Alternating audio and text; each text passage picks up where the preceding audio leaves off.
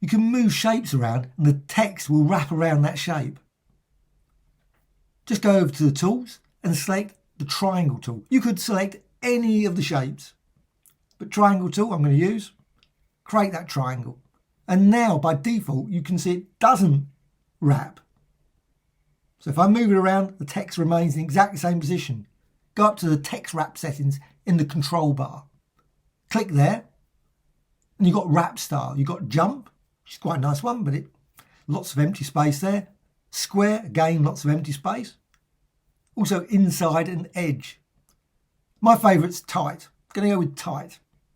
I think the text just works nicer that way. Then go to wrap to. If you go larger size, you can see you've got a lot of empty space that side.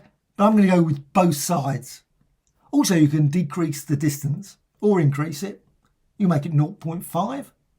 Also, you can link it so they're all 0.5. And then close. And once you've done that, you can then move that shape around and the text will wrap around that shape. Please check out my next video on how to use it even further.